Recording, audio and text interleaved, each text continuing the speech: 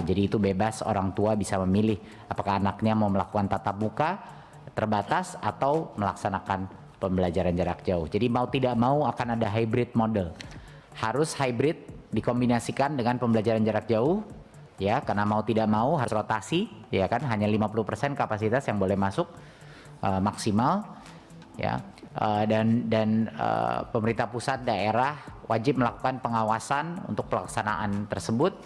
Kalau ada kasus konfirmasi yang terkonfirmasi terpapar COVID-19, ya segera wajib melakukan penanganan kasus dan bisa memberhentikan pembelajaran tatap muka di sekolah tersebut.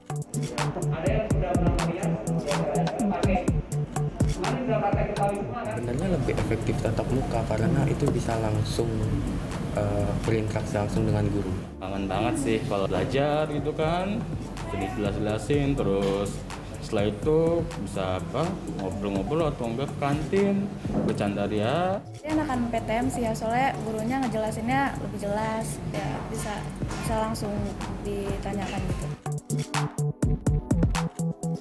Mainosa, Azam, dan Hasya gembira lantaran sekolahnya SMP Negeri 255 Jakarta melaksanakan pembelajaran tatap muka atau PTM sejak awal Oktober lalu. Tapi sekolah ini belum menggelar hybrid learning yang disarankan oleh Kementerian Pendidikan, Kebudayaan, dan Riset Teknologi.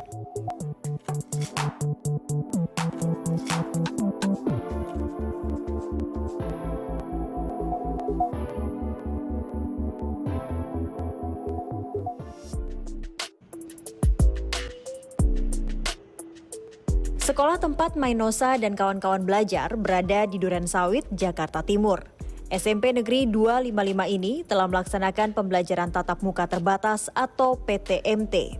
Tapi di masa pandemi COVID-19 ini, tidak semua murid boleh belajar di kelas. Terlebih, jumlah murid dari kelas 7 sampai kelas 9 mencapai 864 orang. Alhasil, dilaksanakanlah blended learning. Sistem ganjil genap diterapkan, di mana 50% anak belajar di kelas dan 50% lagi belajar dari rumah atau pembelajaran jarak jauh. Saat kami datang ke sekolah ini 6 Oktober lalu, kelas 8 kebagian giliran belajar di kelas. Jumlahnya 18 murid. Sisanya 18 murid lagi diberi tugas untuk menyelesaikan di rumah. Jadi ini 50%-nya itu 50% jumlah siswa di kelas, ya bukan 50% semua siswa. Makanya tadi diatur hari Seninnya kelas 7. Nah kelas 7 itu ya separuh itu 50%. Minggu-minggu ini pertama itu yang hadir itu untuk anak-anak yang bernomor urut ganjil. Kemudian nanti pertemuan berikutnya yang kedua, anak-anak yang nomor urutnya genap. Jadi gantian, itu berlaku baik di kelas 8 maupun kelas 9. Untuk bisa belajar tatap muka di sekolah tidak bisa sembarangan. Ada syarat tertentu yang wajib dipenuhi oleh murid SMP Negeri 255. Untuk yang ikuti PTM itu yang sudah pada vaksin. Yang belum vaksin juga tinggal sedikit sih, berkisar tidak lebih dari 10%. Harus diantar jemput, diantarnya oleh keluarga gitu. Artinya boleh sebetulnya naik mobil, boleh naik motor juga, nggak apa-apa gitu. Jadi diizinkan tidak sama orang tua. Kalau kiranya orang tua masih belum mengizinkan, ya nggak apa-apa. Mereka mengikuti kegiatan melalui Zoom-nya di rumah. Hybrid learning yang disarankan Mas Menteri Pendidikan adalah sistem belajar campuran di mana 50% murid belajar di kelas dan sisanya belajar dari rumah secara bersamaan. Dengan cara ini, murid yang belajar secara online dari rumah menerima materi pelajaran yang sama dengan murid yang masuk kelas. Mereka dihubungkan dengan media Zoom. Saya berpandangan bahwa hybrid learning itu hanya bisa dilakukan manakala prasyarat-prasyaratnya sudah terpenuhi ya. Itu tuh. Artinya dari sisi prokes, infrastruktur yang tadi disebut, infrastruktur digital, kemudian bagaimana kesiapan sekolahnya itu sendiri ya, termasuk guru, siswa di situ, juga orang tua siswa. Nah, manakala belum siap ya tentu jangan dipaksakan. Dinas Pendidikan DKI Jakarta melakukan uji coba pembelajaran tatap muka secara terbatas sejak Januari lalu. Saat ini sudah memasuki tahap ketiga, di mana 1.530 sekolah telah mendapat izin untuk menerapkan PTM secara terbatas. SMP Negeri 255 satu diantaranya. Pertanyaannya, mengapa SMP Negeri 255 belum menerapkan hybrid learning? Perlengkapan sarana yang harus kita gunakan kita sudah siap. Cuman terkait dengan pengadaan internet atau jaringannya itu kan butuh waktu. Kita harus melakukan kontak dengan providernya, kita harus menghubungi mereka. Lah, hari ini sudah siap. Insya Allah untuk minggu depan ini mudah-mudahan pelaksanaan hybrid learning itu bisa berjalan dengan lancar. Sejauh ini, SMP Negeri 255 menyiapkan perlengkapan seperti proyektor digital, kamera, dan mikrofon untuk melaksanakan hybrid learning. Anggarannya diambil dari dana BOS, serta donatur dari orang tua siswa yang tergabung dalam komite sekolah. Kira-kira untuk satu perangkat, satu lokal itu sebetulnya nggak terlalu banyak, berkisar 3 juta. Jadi kalau 3 juta, kita punya anggaran juga melalui BOS ya, kemudian disokong juga oleh komite, kira-kira bisalah. Hal lainnya, memberikan pelatihan kepada guru. Di dalam pelaksanaan hybrid learning ini, kita memang mesti harus mensosialisasikan kepada mereka. Jadi bagaimana terutama mengoperasikannya. Jadi kita nanti teknisi itu yang menyiapkan alat itu, yang mengoperasikan pada saat awal-awal, kemudian Bapak dan Ibu guru langsung ke kelas yang ngajar seperti biasa. Guru pun mengaku perlu beradaptasi untuk melaksanakan hybrid learning. Sekarang kita dihadapkan pada hybrid, yang dimana artinya adalah ada murid yang bertatap muka langsung, ada murid yang masih by online. Di situ mental kita harus mempersiapkan mental. Selain itu juga materi, baik itu metode pengajaran maupun materi pelajaran yang akan kita berikan, kita juga sesuaikan. Namanya juga pendekatan baru. Tidak semua sekolah ngeh dengan hybrid learning.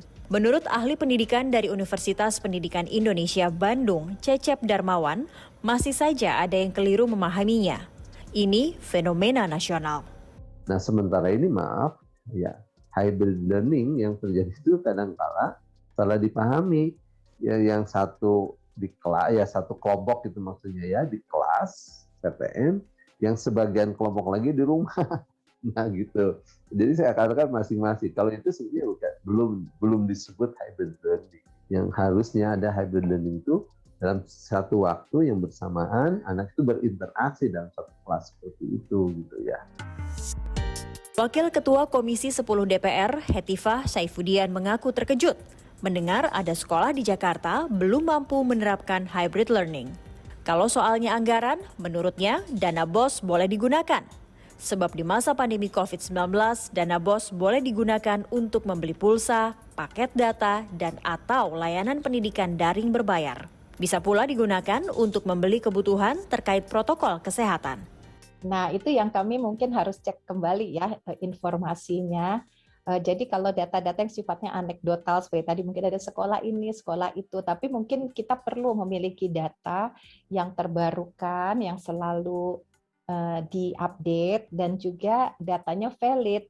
Khusus DKI, saya harus mungkin nanti mendalami dulu kembali kondisi atau situasi. Sesuai dengan undang-undang otonomi yang memang mengamanatkan kewenangan pengelolaan pendidikan di daerah, di satuan pendidikan sesuai dengan jenjangnya, itu adalah dinas pendidikan setempat.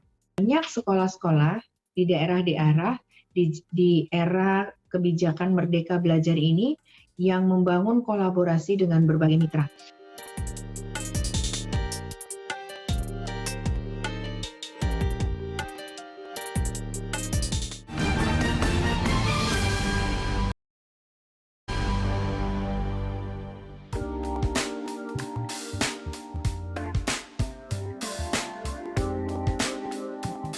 Inilah normal baru cara bersekolah di SMA Islam Al-Azhar Kelapa Gading, Jakarta Utara. Setiap murid wajib menaati protokol kesehatan.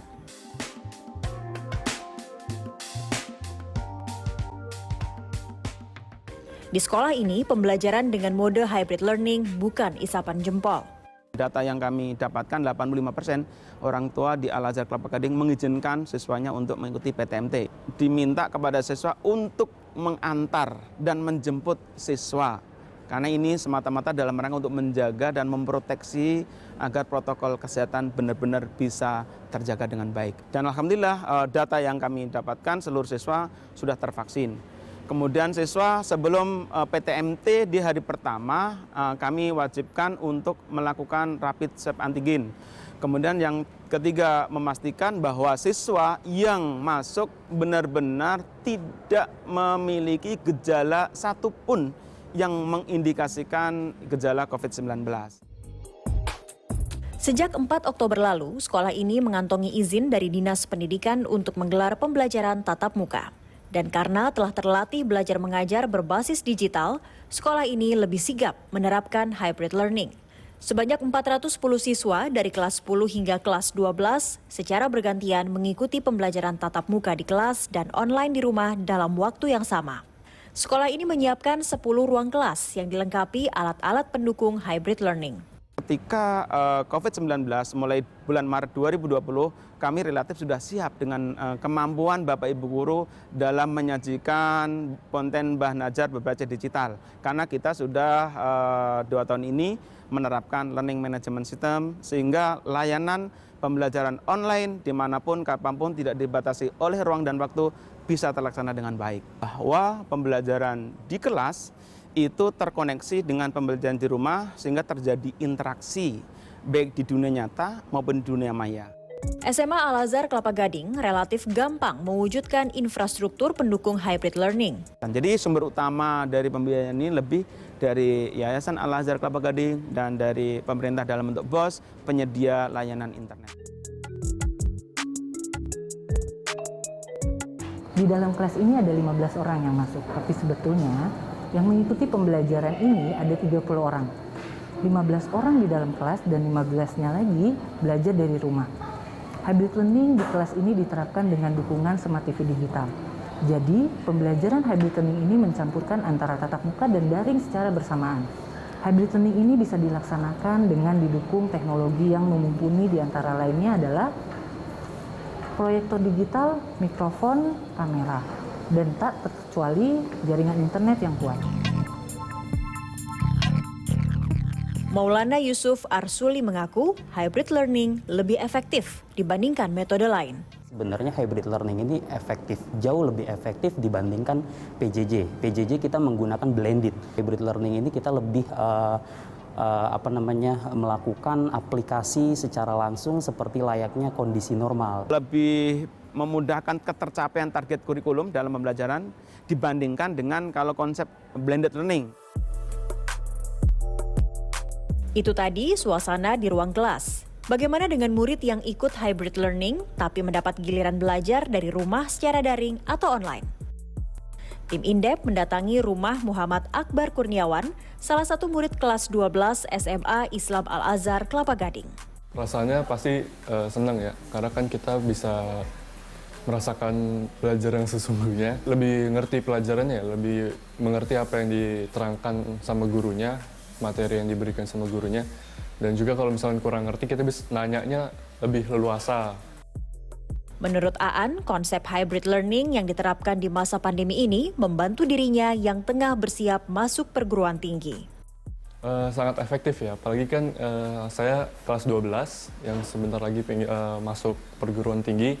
Yang pasti ini sangat efektif karena bisa dapat membantu anak-anak untuk lebih mengerti lagi di pelajarannya. Orang tua Aan, Ernawati Yohana, senang ada konsep belajar seperti hybrid learning ini. Aan sudah bisa ngatur waktu, Aan sudah tahu kapan harus bikin tugasnya. Atau paling saya hanya sekali-sekali telepon ke wali kelas, tanya Aan punya utang tugas apa enggak. Hybrid learning untuk kondisi saat ini, ya terus terang sangat bagus ya. SMA Negeri 8 Jakarta. Sekolah ini nangkring di peringkat ketiga SMA terbaik berdasarkan nilai ujian tulis berbasis komputer di tahun 2020 dan 2021. Sekolah favorit yang berlokasi di Tebet, Jakarta Selatan ini juga telah menerapkan hybrid learning. Ada 2 persiapan yang utama, yaitu persiapan sarana prasarana yang menunjang hybrid learning di kelas. Ya, terutama yang terkait dengan peralatan multimedianya. Setiap sekolah punya cara berbeda untuk menerapkan hybrid learning. Pembelajaran tatap muka dilaksanakan setiap hari Senin, Rabu, dan Jumat. Mekanismenya, murid dengan nomor absen 1-20 dapat giliran belajar di kelas pada pekan pertama. Sedangkan murid dengan nomor absen 20-40 kebagian di pekan berikutnya. Tantangan bagaimana kita bisa menyajikan hybrid learning ini dengan minim resiko dan minim kendala, minim hambatan. Mereka senang-senang aja sih dengan hybrid learning ini, bahkan ini exciting sekali mereka dengan penerapan PTM terbatas ini. Ada 10 kelas yang disiapkan untuk belajar dengan konsep hybrid learning. Anggaran untuk infrastruktur pendukungnya diperoleh dari dana BOS dan komite sekolah. Biayanya untuk pelaksanaan hybrid learning ini diambil dari dana BOS, kemudian ada juga bantuan dari komite dan orang tua. Sebenarnya itu sangat tergantung pada seberapa besar yang harus kita persiapkan sih. Ya, artinya semakin lengkap, semakin banyak alat yang harus kita persiapkan, apalagi peralatan itu kan harganya variatif ya, dari yang murah sampai yang mahal. Adaptasi kreatif perlu dilakukan agar hybrid learning sukses. Sri Rejeki, seorang guru di sekolah ini, awalnya mengaku kesulitan menggunakan peralatan digital dalam pembelajaran ala hybrid atau campuran ini. Belum lagi dalam menyiapkan materi secara digital agar dapat dipahami oleh murid-muridnya. Materi itu kita buat lebih sederhana lagi, tapi bisa mencakup gitu apa yang seharusnya siswa-siswa dapat gitu, baik yang di rumah maupun yang di sekolah. Menurut saya cukup paham materi yang dibicarakan oleh guru, karena guru juga untuk materi yang secara daring disampaikan dengan jelas, dengan metode yang menurut saya cukup baru dan cukup unik, menurut saya cukup bagus. Di sekolah kan kita bertemu dengan gurunya langsung, kita bisa ngobrol dengan gurunya langsung dan canda dengan teman. Tapi tidak seluruh sekolah sesiap dan sesigap SMA Islam Al-Azhar Kelapa Gading dan SMA Negeri 8 Jakarta. Mayoritas sekolah di jantung Republik ini masih menerapkan blended learning. Terutama sekolah-sekolah yang memang tidak memiliki fasilitas yang mencukupi dan kompetensi guru ini juga menyulitkan, terutama di jenjang pendidikan jenjang rendah ya, SD, PAUD itu, ini masih agak kesulitan.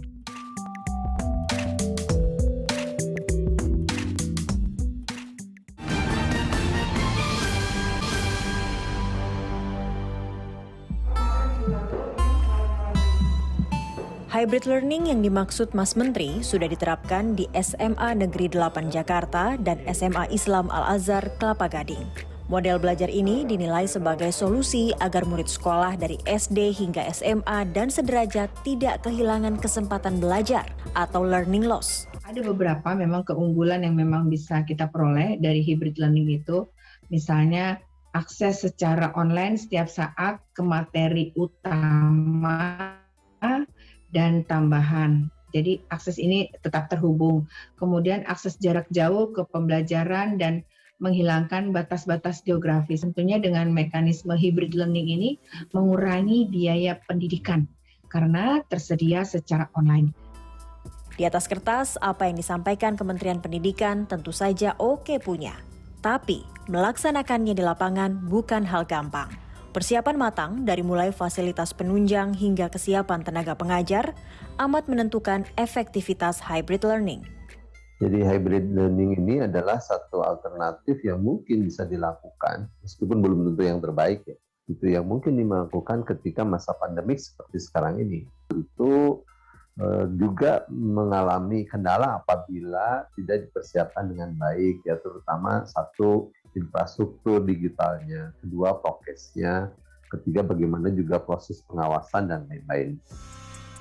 Lantas, apa masalah mendasar yang menjadi hambatan?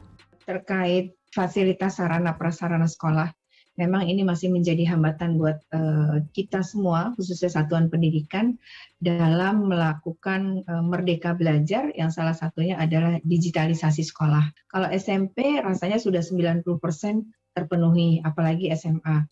Kalau SD, Mbak, perlu kami laporkan, dari 149.000 kurang lebih sekolah di seluruh Indonesia, itu baru sekitar 18-20% yang memiliki fasilitas TIK mencukupi, itu pun di sekolah.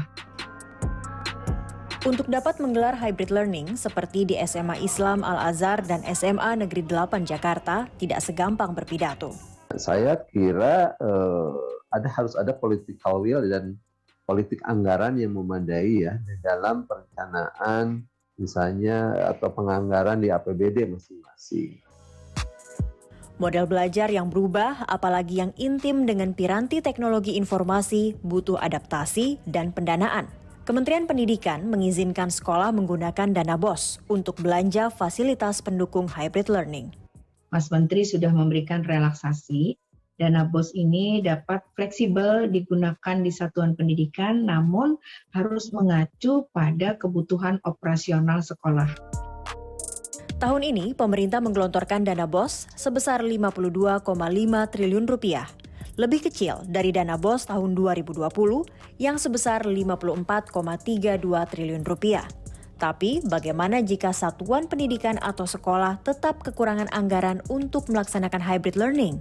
Sekolah harus melaporkan ke Dinas Pendidikan setempat, karena kewenangan pengelolaan satuan pendidikan ada di pemerintah daerah, dalam hal ini Dinas Pendidikan. Kalau untuk jenjang PAUD, TK, SD, SMP, dan pendidikan masyarakat, ini ada kewenangannya pada Dinas Pendidikan Kabupaten Kota setempat. Untuk jenjang SMA, SMK, dan SLB ada di Dinas Pendidikan Provinsi. Menurut Kementerian Pendidikan, hybrid learning itu cuma opsi alternatif. Memberikan kewenangan satuan pendidikan di bawah koordinasi Dinas Pendidikan setempat untuk dapat memilih metode pembelajaran yang sesuai dengan kapasitas dan kemampuan satuan pendidikan. Kalau mau pakai hybrid learning, artinya infrastruktur hybrid learning-nya harus dipenuhi dengan baik. Yang otomatis konsekuensinya butuh anggaran atau pendanaan yang memadai. Mas Menteri selalu katakan PTM itu obat untuk mengejar ketertinggalan. Meski kasus COVID-19 sudah melandai, Jakarta masih berstatus PPKM level 3. Waspada tingkat tinggi, wajib hukumnya. Di satu sisi, pembelajaran tatap muka dengan model hybrid learning bisa menjawab kekhawatiran atas learning loss. Tapi, bagai pedang bermata dua, potensi penularan COVID-19 mesti diantisipasi dengan disiplin protokol kesehatan. Kita harus berpedoman, Mbak, pada SKB 4 Menteri. Jika terjadi penularan virus corona di satuan pendidikan, maka wajib dilakukan penutupan satuan pendidikan selama 3 kali 24 jam. Kalaupun ada presiden klaster baru di PTM, mudah-mudahan itu sifatnya sangat minimal dan khusus saja. Karena begitu di sekolah ditemukan satu kasus saja, otomatis itu sekolah harus tutup dulu. Mainosa Veda, Muhammad Azam Ruska, Hasya Zizi, dan puluhan juta murid lainnya dari SD, SMP, SMA, dan sederajat memang butuh belajar yang efektif agar setiap pelajaran dan pengetahuan yang diajarkan dapat dimengerti mereka. Tapi, di atas semua itu, keselamatan jiwa peserta didik adalah yang terpenting.